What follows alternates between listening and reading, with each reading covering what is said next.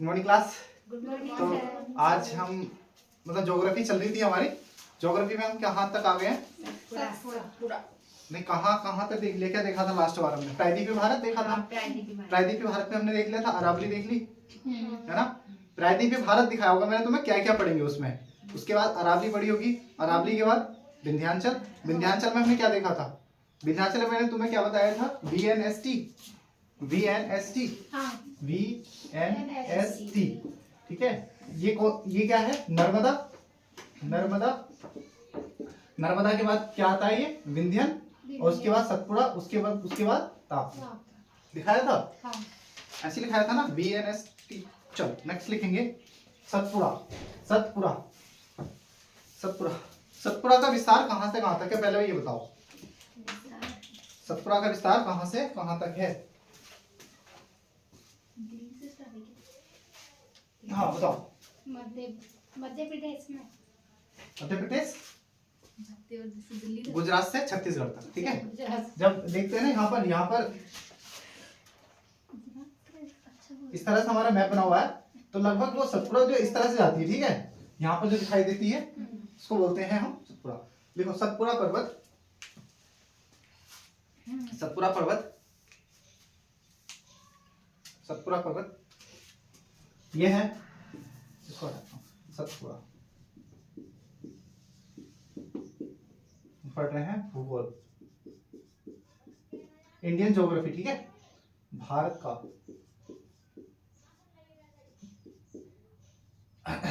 सतपुड़ा पर्वत। देखो यह है भारत के मध्य भाग में स्थित है। नेक्स्ट पॉइंट, इसका विस्तार गुजरात, MP, महाराष्ट्र, छत्तीसगढ़।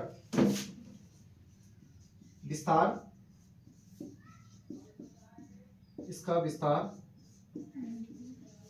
गुजरात के बाद MP, मध्य प्रदेश,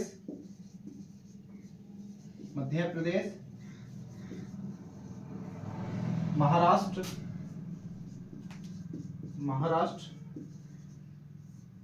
गुजरात, मध्य प्रदेश, महाराष्ट्र, छत्तीसगढ़, MP है ना, महाराष्ट्र और छत्तीसगढ़।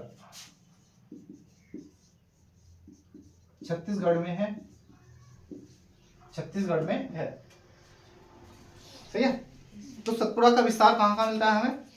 मध्य प्रदेश, गुजरात, महाराष्ट्र, छत्तीसगढ़। ये 3 भाग में बटा हुआ है। ठीक है, लिखो यह 3 भाग में बटा हुआ है। 3 भाग में बटा हुआ है, राजपिल्ला, महादेव और मैकाल, इस तरह से। इसको होता है राजपिल्लई या राजपिल्लई, महादेव और मैकाल। ठीक है, 3 में बटा हुआ है, मैकाल बटा हुआ है। ठीक है, इसकी जो मैकाल है ना, इसकी सबसे ऊंची चोटी क्या है? अमरकंटक। लिखो इसकी सबसे, यहां मैकाल लिखना, इसकी सबसे ऊंची चोटी अमरकंटक है।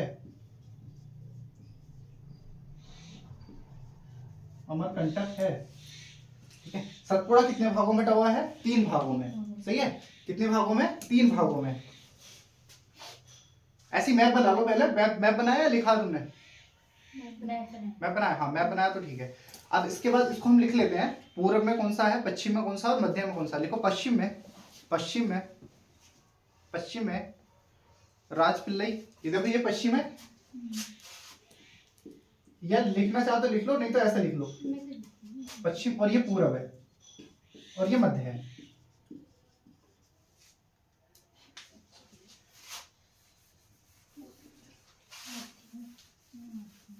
लिख लो, लिख रहे हो तो लिख लो, ऑनलाइन वाले।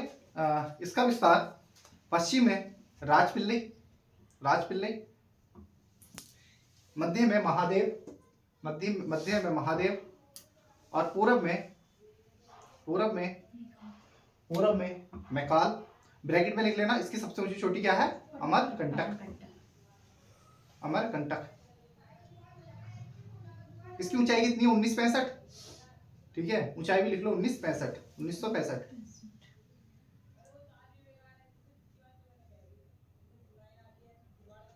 ठीक, चलो अब कोई ये पूछे कि सतपुड़ा ना, अब ये पूछे कि अब ये कोई पूछे सतपुड़ा की सबसे ऊंची चोटी कौन सी है? बताओ, सतपुड़ा की सबसे ऊंची चोटी बताओ कौन सी है? सतपुड़ा की सबसे ऊंची चोटी कौन सी है? धूपगढ़। ठीक है, देखो सतपुड़ा कितने भागों में बटा हुआ है? 3 भागों में। पश्चिम में क्या मिलता है इसके? पश्चिम में क्या है? राजपिल्ले की पहाड़ियां। बीच मध्य में क्या है? महादेव। और इसके पूरब में क्या है? मैकाल की सबसे ऊंची चोटी क्या है? अमरकंटक। और पूरे सतपुड़ा की सबसे ऊंची चोटी क्या है? धूपगढ़। ठीक है, सबसे ऊंची चोटी धूपगढ़ है।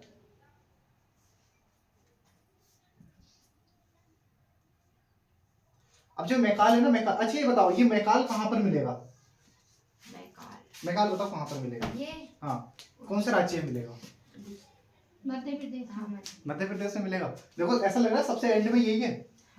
सबसे एंड में ये है। यहाँ पर तो गुजरात शुरू होगा और ये छत्तीसगढ़ तक जाती है। लास्ट में क्या है? छत्तीसगढ़। तो मैकाल कहाँ मिलेगा? छत्तीसगढ़। ठीक है, अगर मैप में लिखना चाहो तो मैप में लिखो, नहीं तो पॉइंट लगाओ। मैकाल छत्तीसगढ़ में है। मैकाल छत्तीसगढ़ में है।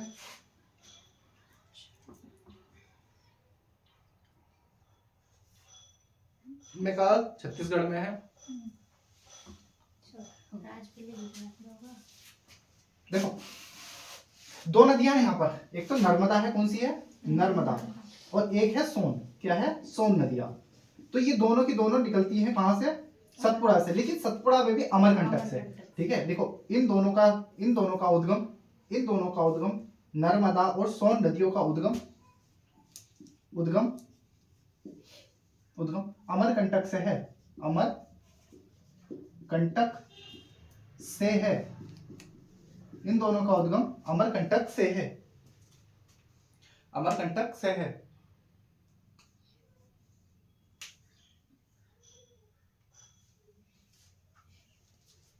अब एक चीज और बताओ, हम सतपुड़ा को सही से पढ़ेंगे। अब एक चीज और बताओ, जो ये सतपुड़ा है, सतपुड़ा किन 2 नदियों के बीच में? अभी मैंने जब हम स्टार्ट करा था ज्योग्राफी तभी बताया था, किन 2 नदियों के बीच में? हाँ, किन 2 नदियों के बीच में? नर्मदा और ताप्ती। लिखाया था मैंने, क्या लिखा है सबसे ऊपर? क्या लिखा था हमने? NB, क्या लिखा था?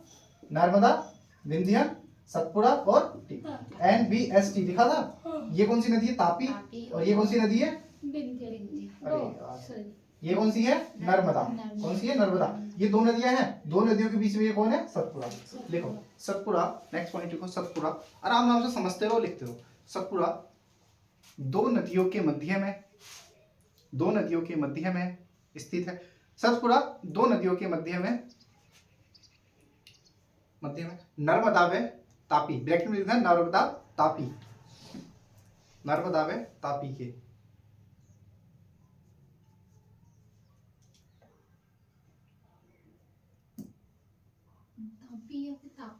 तापी अलग है, ताप्ती अलग है।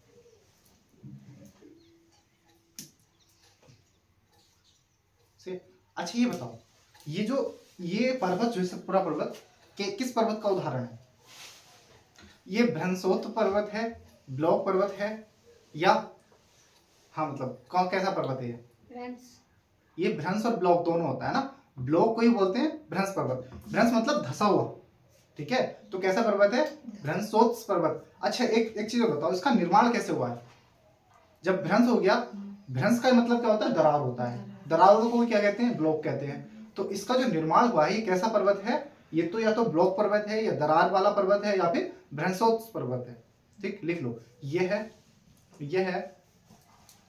है पर्वत ब्लॉक, ब्रैकेट में लिख लेना भ्रंशोत्थ, लिख दो। ये है ब्लॉक, ब्लॉक या रनसोत्स पर्वत है।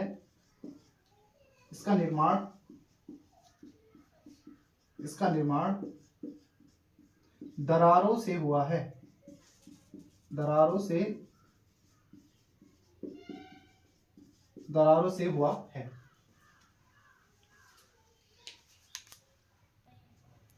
ठीक है, चलो ब्लॉक का मतलब लिखा देता हूं मैं। ब्लॉक लिखो, ब्लॉक पर्वत क्या होते हैं, ब्लॉक पर्वत क्या होते हैं, ब्लॉक पर्वत क्या होते हैं।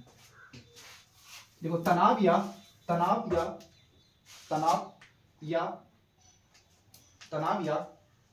खिंचाव की स्थिति या खिंचाव की शक्ति, तनाव या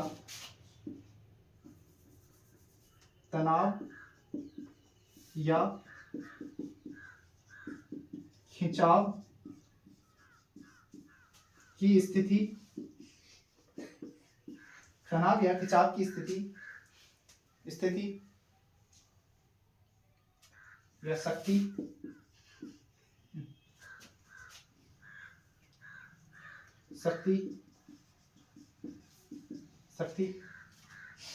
के द्वारा खिंचाव के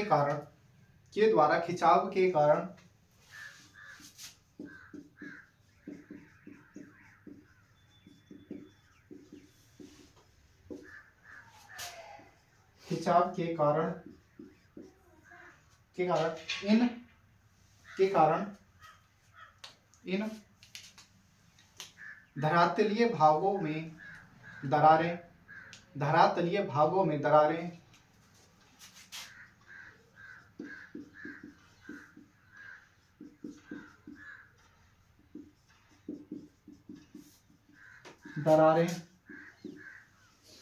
आ जाने के कारण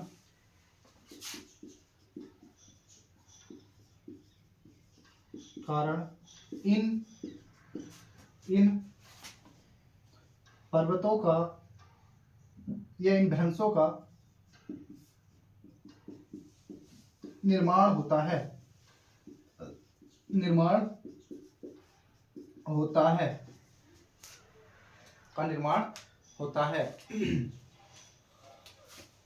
हाँ सही है। देखो अब क्या होगा मैं बताता हूँ। जैसे ये कोई प्लेन है, ठीक है, ये स्थलखंड है, ठीक है, स्थलखंड है ये पूरा का पूरा। अब अचानक में क्या हुआ ना, यहाँ पे खिंचाव हुआ इसका, यहाँ पे खिंचाव होके ये जगह गिर गई और टूट जाने के कारण इस तरह से कुछ हो गया, या फिर ज्यादा हो गया, मान लो इतना हो गया ऐसे, तो ये जो उठ गया ये वाला भाग, ये क्या बन गया, एक पर्वत की तरह बन जाएगा, पहाड़ की तरह दिखाई देगा। ठीक है, बस इसको ही कहते हैं हम। तो दरारों के समीप जो उठा हुआ भाग होगा वो क्या कहलाएगा, कोई पर्वत या पठार, ठीक है, या पहाड़ी, बस यही है। और इसको ही हम कहेंगे ब्लॉक, ये भैया ब्लॉक हो गया, ठीक है, ब्लॉक पर्वत बन गया। ठीक है, चलो नेक्स्ट लिखेंगे छोटा नागपुर का पठार, छोटा नागपुर का पठार, छोटा नागपुर का पठार। इसको हटा देते हैं।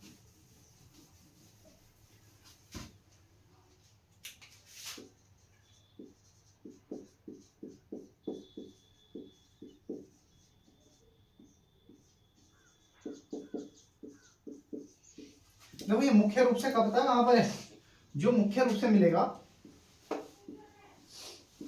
मुख्य रूप से झारखंड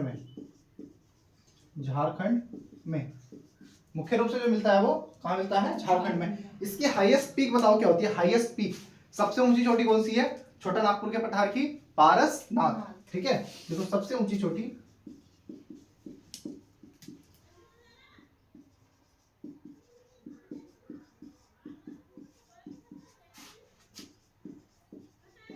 सबसे ऊंची चोटी इसकी है पारसनाथ। ठीक है, पारसनाथ श्रेणी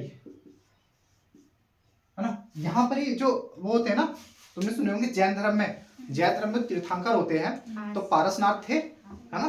तो पारसनाथ जी ने इस पर क्या करा था, तपस्या की थी, इसलिए इस चोटी का नाम क्या पड़ गया? पारसनाथ की चोटी। कौन सी चोटी होगी ये? पारसनाथ की चोटी। ठीक है। छोटा नागपुर का पठार मुख्यतः किस राज्य में है?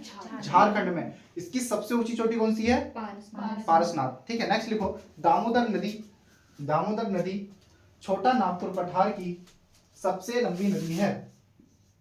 सबसे लंबी नदी दामोदर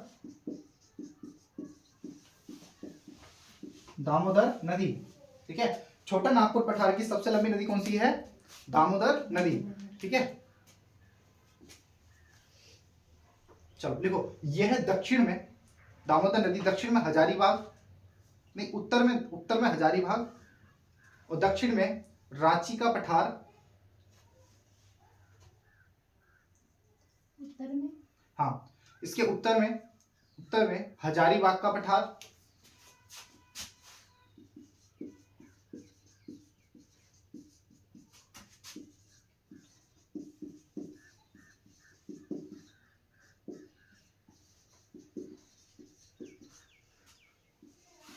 दक्षिण में रांची का पठार,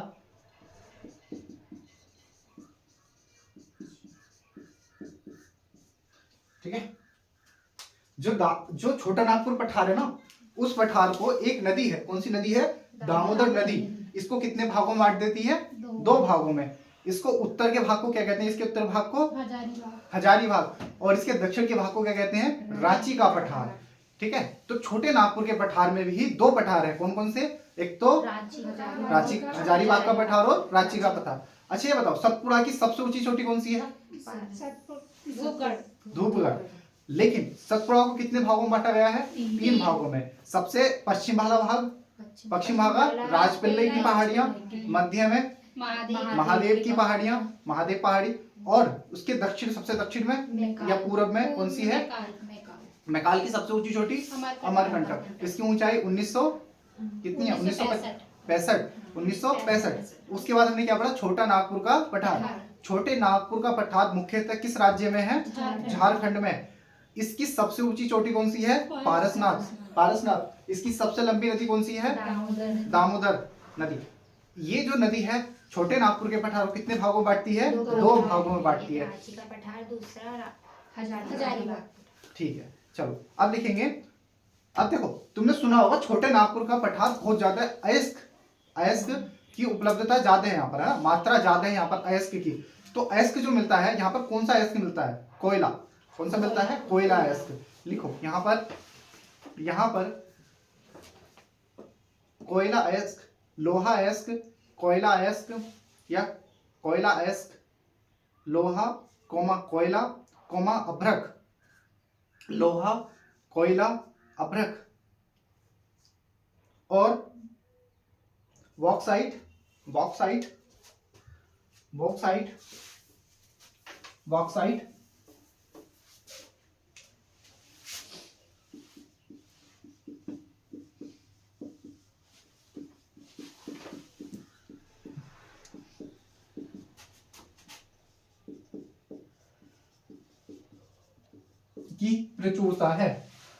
की प्रचुरता है।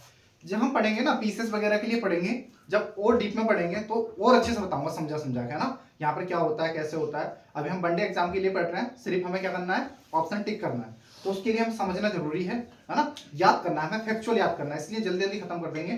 ठीक। नेक्स्ट लिखेंगे हम। नेक्स्ट लिखो, दामोदर नदी घाटी में कोयला के भंडार हैं। दामोदर नदी घाटी में कोयले के भंडार हैं या कोयले के भंडार पाए जाते हैं। दामोदर नदी घाटी में कोयले के भंडार पाए जाते हैं।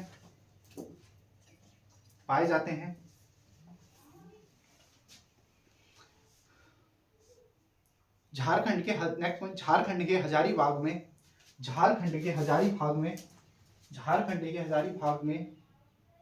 अभ्रक पाया जाता है।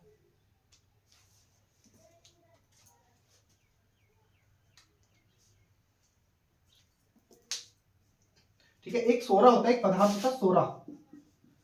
यहाँ पर सोरा नहीं मिलता है।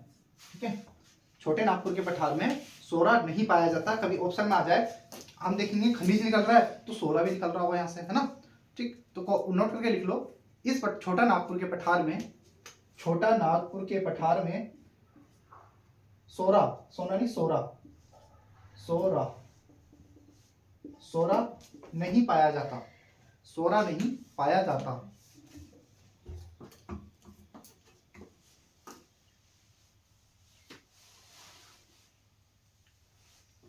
पश्चिमी घाट देख लिया हमने, पश्चिमी घाट पूर्वी घाट देख लिए ना, अभी नहीं देखे, अभी नहीं देखे, ठीक है कोई बात नहीं। अच्छा मुझे एक क्वेश्चन बताओ, क्वेश्चन का आंसर दो। नीलगिरी की जो सबसे ऊंची चोटी कौन सी है? नीलगिरी की डोडा बेटा। ठीक है, इसकी ऊंचाई बताओ कितनी है? इसकी ऊंचाई कितनी है? 2637 मीटर। नीलगिरी की सबसे ऊंची चोटी डोडा बेटा की ऊंचाई 2637। अच्छा ये बताओ, पश्चिमी घाट और पूर्वी घाट का मिलन बिंदु क्या है? नीलगिरी, है ना, क्या है? नीलगिरी। तो लिख लो एक पॉइंट, एक छोटा सा पॉइंट बना के लिख लो। उसके बाद हम पढ़ेंगे मरुस्थल। क्या पढ़ेंगे? मरुस्थल। जो तुम्हें टॉपिक लिखाए थे ना, प्रायद्वीपीय भारत, हम क्या क्या पढ़ेंगे, पूरा टॉपिक लिखा दिया था मैंने, उसके हिसाब से हम पढ़ते रहेंगे। लिखो, अब लिखेंगे मरुस्थल। वो सॉरी, नीलगिरी की सबसे ऊंची चोटी, नीलगिरी की सबसे ऊंची चोटी डोडा बेटा है, डोडा बेटा। और डोडा बेटा की ब्रैकेट में लिख देना 2637। और ये तमिलनाडु में, किसमें है? हाँ, आज बहुत ठंड हो गई ना, है ना, बहुत ज्यादा ठंड हो गई है।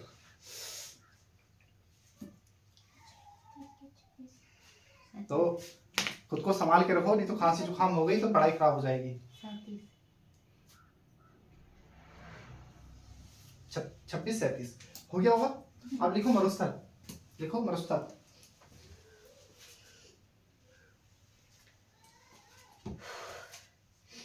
पढ़े नहीं रहने दे आज, पढ़े पढ़े, ठीक है लिखो मरुस्थल। मरुस्थल तो पता ही तुम्हें, डेजर्ट।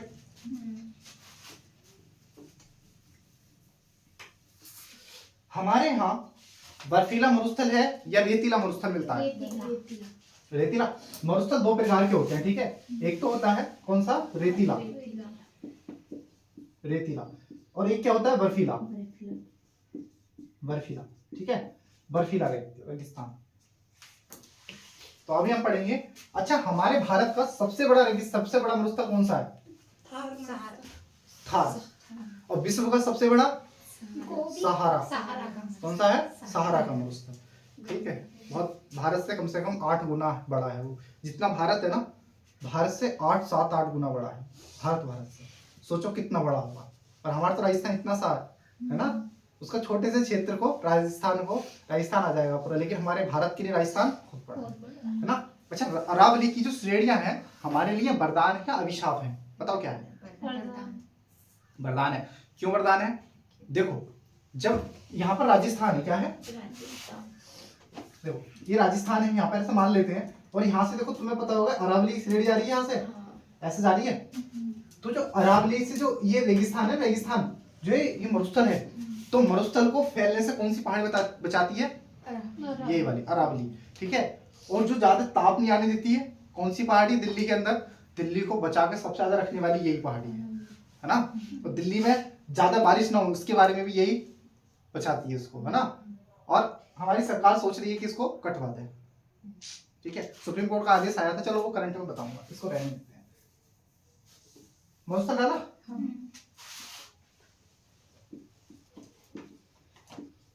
मरुस्थल को इंग्लिश में डेजर्ट बोलते हैं। क्या बोलते हैं? Desert, desert. ठीक, लिखो इसमें क्या होता है? 25 सेंटीमीटर से, इसमें बारिश ज्यादा होती है कम होती है? कम। बारिश होती नहीं है, ऐसा मान लो कि बारिश होती नहीं है।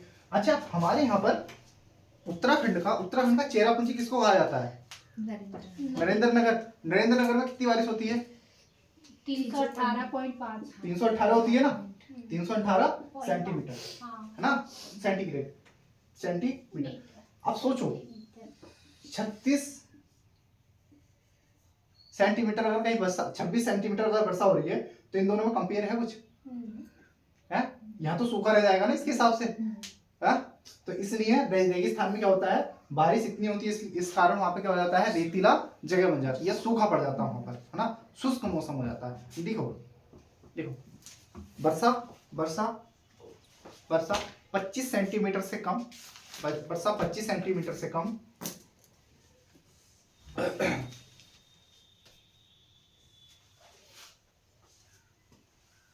ठीक है। तो कम वर्षा वाले क्षेत्र को किस श्रेणी में रखा जाता है, मरुस्थल की श्रेणी में, है ना। कम वर्षा वाले को मरुस्थल की श्रेणी में रखा जाता है। तो हमने ये मरुस्थल क्यों, राजस्थान का जो हमारा थार मरुस्थल है उसको हम क्यों मरुस्थल की श्रेणी में रखा है, क्योंकि वहां पर वर्षा क्या होती है, 25 सेंटीमीटर से कम होती है।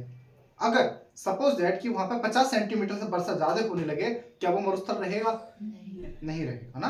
क्या भारत में राजस्थान से अलावा भी कोई मरुस्थल है नहीं, ठीक है।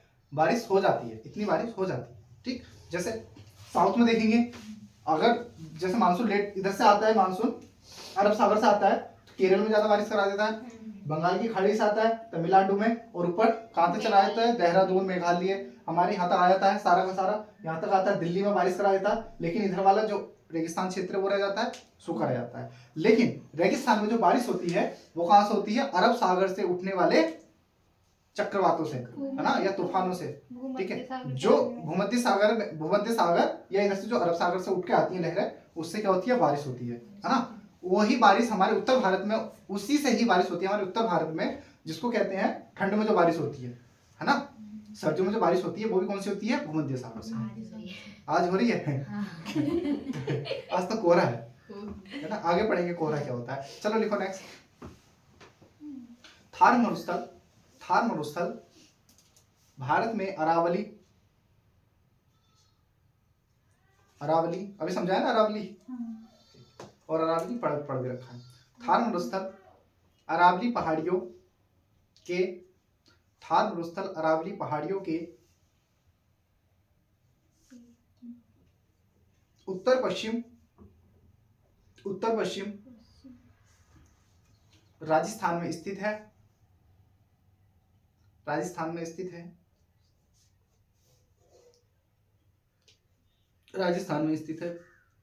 इसका अधिकांश भाग राजस्थान में स्थित है, ठीक है। इसका अधिकांश भाग कहाँ स्थित है, राजस्थान में स्थित है। परंतु कुछ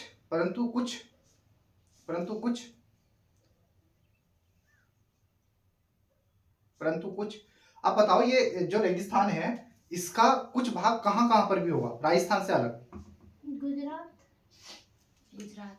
गुजरात में होगा, और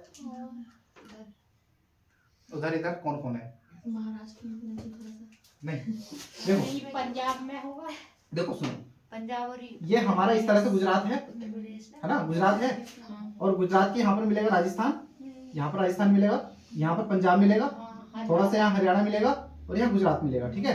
तो ये वाले सारे राज्य क्या हो गए, मरुस्थल की चपेट में आ जाते हैं, पंजाब, हरियाणा और गुजरात। परंतु इसका कुछ विस्तार कहाँ पर है, पंजाब में, गुजरात में, पंजाब में और हरियाणा में, गुजरात, पंजाब और हरियाणा, गुजरात, पंजाब और हरियाणा, गुजरात, पंजाब और हरियाणा। अब हम पढ़ेंगे पश्चिमी घाट, ठीक है। अब हम पढ़ेंगे पश्चिमी घाट। देखो इस तरह से हम भारत का मैप बनाते हैं, है ना।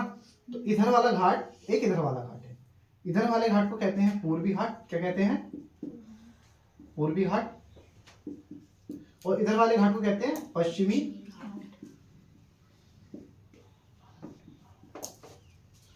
घाट और पूर्वी घाट, सही है। तो आज हम ये वाला पढ़ेंगे, आज नहीं पढ़ेंगे, ठीक है, इसको हम पढ़ेंगे कल, क्योंकि काफी बड़ा है, इसको पूरा एक बार में खत्म कर देंगे, और हो सकता है तो पूर्वी भाग घाट भी देख लेंगे, ठीक है। तो पश्चिम घाट कब पढ़ेंगे, कल। अभी यहाँ पे छोड़ते हैं, ठीक है, चलो, जय हिंद।